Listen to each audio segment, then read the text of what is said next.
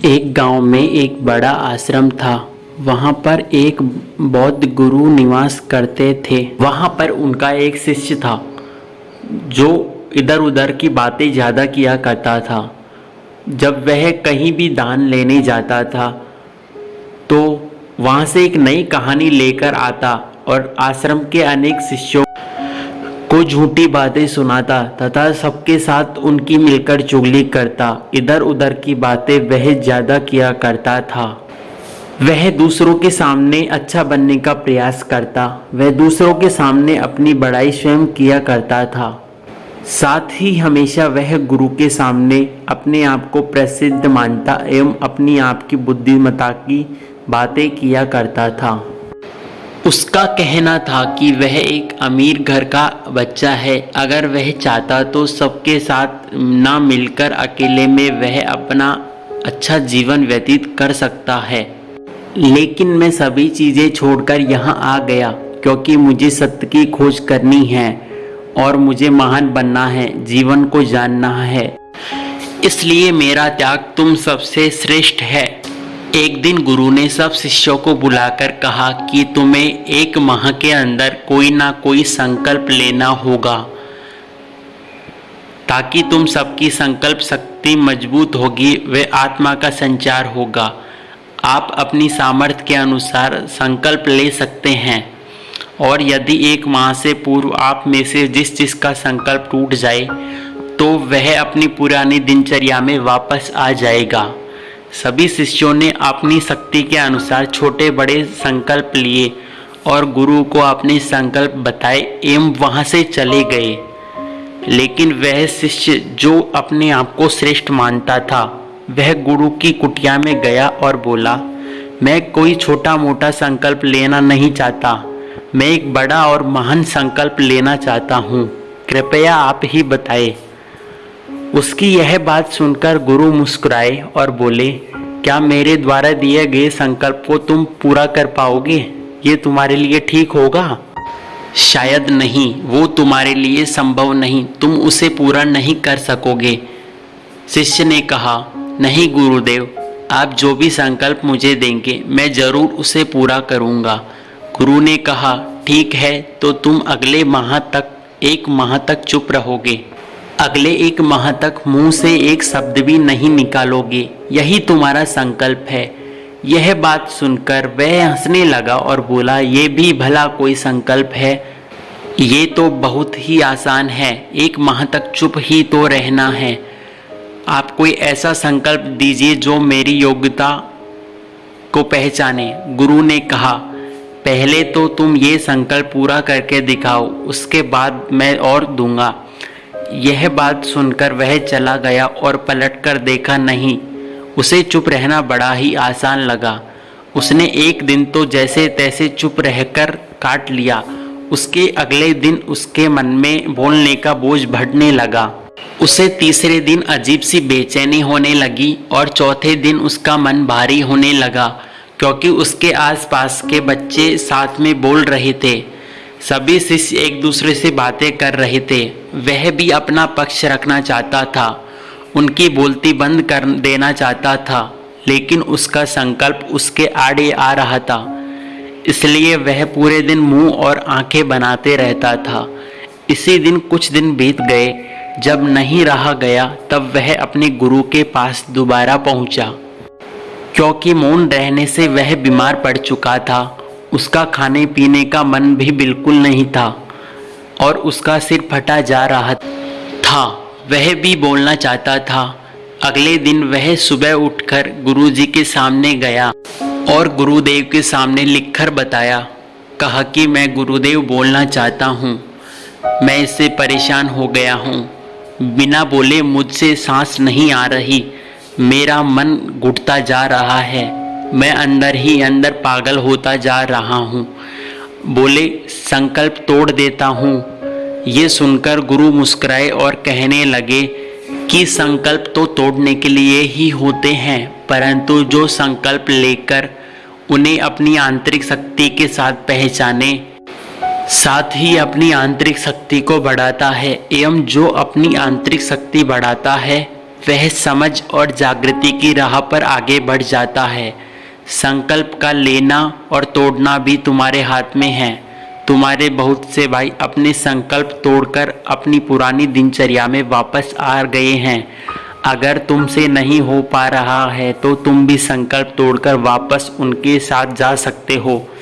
लेकिन याद रखें कि तुम भी आज इस छोटे से संकल्प को नहीं याद रख पाए तो आगे पूरी जिंदगी कैसे रख पाओगे। गुरु की यह बात उस शिष्य के दिल में चोट कर गई। वह बिना कुछ बोले वहां से चला गया और अपने आप को अपनी कुटिया में बंद कर दिया। साथ ही वह अपनी जरूरी कार्यों के लिए ही बाहर आता, बाकी अंदर घुटा रहता था। आश्रम के सभी शिष्यों का संकल्प टूट गया था, लेकिन उसका संकल्प अभी भी जारी था। संकल्प लेने के बाद आज तक वह बिल्कुल नहीं बोला था। सारा आश्रम हैरान था कि इतना ज़्यादा बोलने वाला बच्चा अभी तक कुछ नहीं बोला, ऐसा कैसे हो सकता है। 15 दिन बीतने के बाद वह पुनः अपने गुरु के पास गया और लिखकर बताया कि गुरुदेव, मैं बाहर से तो चुप हूँ, लेकिन अंदर ही अंदर मुझे आवाज़ सुनाई दे रही हैं। बहुत सी चीख पुकार और शिकायत मेरे सामने आ रही हैं। मैं अपने अंदर ही अंदर बातें करता रहता हूँ, वह मन को जवाब देता रहता हूँ। मैं बाहर से जितना मौन हूँ, अंदर से इतना ही शोर जारी है। क्या ऐसे में मेरा संकल्प टूट जाएगा? तो उत्तर में गुरुदेव ने कहा, नहीं, तुम्हारा संकल्प नहीं टूटेगा। अपने मन को नियंत्रण में रखो। लेकिन जब तक लोगों की ये बातें तुम्हारे मन में आती रहेंगी, तुम्हारा मन अशांत ही रहने वाला रहेगा। इसे तो आदत है बोलने की। तुम भले ही बाहर से चुप रहो, लेकिन तुम अंदर ही अंदर बोलते रहोगे। तुम्हें इन आवाज़ों से दूर जाना ही होगा। शिष्य गुरु को प्रणाम करके वहाँ से चला जाता है और सुबह होते ही जंगल की तरफ चला जाता है। कई दिन बीत जाते हैं, लेकिन साथ ही संकल्प का समय भी हो जाता है, परंतु वह शिष्य वापस लौटकर नहीं आता है। आश्रम में सभी को डर था कि कहीं जंगली जानवरों ने उसे खा ना लिया होगा। इस बीच उसे ढूंढने की सारी कोशिश रही, परंतु किसी को नहीं मिलने के बाद सभी गुरु भाइयों ने मान लिया था कि उसे किसी न किसी जंगली जानवर ने खा लिया। एक दिन परेशान होकर एक शिष्य गुरुदेव के समक्ष आया और बोला, गुरुदेव, क्या हमारे उस ज़्यादा बोलने वाले भाई को जंगली जानवरों ने मार दिया होगा? उसके साथ क्या होया होगा? तो गुरुदेव बोले, हाँ, हो सकता है ऐसा कि जानवरों ने उसे अपना शिकार बना लिया हो, लेकिन उसका न लौटने की दूसरी वजह भी है। शायद उसे वो मिल गया है जिसके लिए वह गया था। तो शिष्य बोला कि गुरुदेव, ज़्यादा बोलना क्या इतना हानिकारक होता है? तब गुरुदेव ने कहा कि इंसान के सभी दुखों में से एक दुख यह भी है कि वह ज़्यादा बोलता है, कि वह कभी चुप नहीं रह सकता, हमेशा ज़्यादा ही बोलता रहता है। हमारे सिर्फ बोलने के कारण हमारे आधे से ज़्यादा दुख पैदा होते हैं। परिवार के अधिकतर झगड़ों के बीच ज़्यादातर झगड़ा हमारा बोलने के कारण ही होता है। हम में से कोई भी चुप नहीं रहना चाहता, हम बस बोलकर सामने वाले को छोटा करना चाहते हैं। साथ ही हम बोलकर सामने वाले को सब कुछ सुना देना चाहते हैं। जो भी हमारे मन के भाव है, हम सामने वाले के समक्ष बोलकर उसे वे सब समझा देना चाहते हैं कि तू सही और मैं गलत। सभी ऐसे ही सड़ी गली बातें एक दूसरे तक पहुंचा देना चाहते हैं। सभी को ये सभी बातें समझा देना चाहते हैं। ऐसे में सभी लोग एक दूसरे की सड़ी गली बातें ही ग्रहण कर रहे हैं। इस तरीके से सुनने और सुनाने का काम जिंदगी भर चलता रहता है। लेकिन साथ ही इस नासमझी में हम अपना समय, अपना जीवन, अपनी समझ व सबसे महत्वपूर्ण वो कीमती पल जो जिया जा सकता था, जिसमें हम आनंद ग्रहण कर सकते थे, वे सभी प्रकार के आनंद हम प्राप्त कर सकते थे, वह हम खो देते हैं। लेकिन इसके बदले हमें मिलता क्या है? साथ ही इसके सब व्यर्थ और बर्बाद हो जाता है। साथ ही इस नासमझी, इस पागलपन में हमने क्या खो दिया, उसका एहसास कुछ ही लोगों को हो पाता है। बाकी लोग जिन्हें जैसे अपने आने का पता नहीं, उन्हें जाने का भी पता नहीं चल पाता है। जवाब में शिष्य ने कहा, तो गुरुजी इसका समाधान क्या है? तो गुरुजी ने कहा, पूरी जागरूकता के साथ अपने विचारों को देखना ही इसका एकमात्र समाधान है। सारी मानसिक समस्याओं का वर्तमान में रहकर चिंतन करना, साथ ही पूरी जागरूकता के साथ अपना एक काम करना जिंदगी में चमत्कार, एक बदलाव ला सकता है। उसके बाद वह शिष्य अपने सभी प्रश्नों का उत्तर पाकर गुरु जी को प्रणाम करके वहां से चल देता है। उस शिष्य को आश्रम छोड़े 3 महीने बीत चुके थे, लेकिन अभी तक उसकी कोई खबर ना थी। अब तो सभी गुरु भाइयों ने भी उसके वापस लौटने की उम्मीद खो दी थी, लेकिन एक दिन वह वापस लौट आता है। उसको देखकर साथियों का खुशी का ठिकाना और आश्चर्य नहीं रहा। लेकिन अब वो नहीं था जो यहाँ से लौटकर गया था, वो कुछ और ही बनकर आया था। उसके अंदर एक गजब का बदलाव, चमक महसूस की गई। उसके चेहरे पर एक गजब का ठहराव और आंखों में बड़ी शांति प्रतीत होती थी। आश्रम में आते ही सारे गुरु भाइयों ने उसे चारों तरफ से घेर लिया और बातें करने लगे। वह भी बातें करने लगा। उसके साथ बात करने वालों सभी ने यह अनुभव किया कि वह ना तो पहले जैसा रहा, न ही बातूनी रहा। उसके मुंह से एक एक शब्द सुलझे हुए और मधुरता के साथ निकल रहे थे।